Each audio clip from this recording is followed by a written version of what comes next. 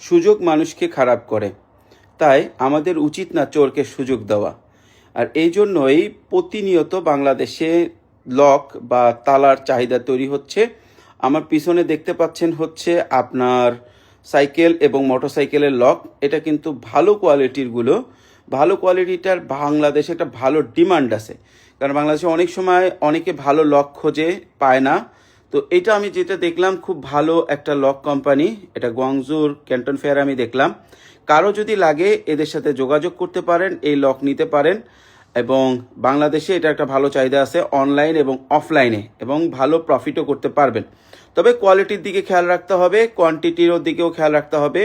এই যে কোম্পানিটা, আপনার জানি না আপনারা দেখতে পাচ্ছেন কিনা ক্যামেরাতে, আমি ফার্স্ট কমেন্টসে এই কার্ডটা দিয়ে দিব, আপনারা সরাসরি যোগাযোগ করে নিতে পারেন।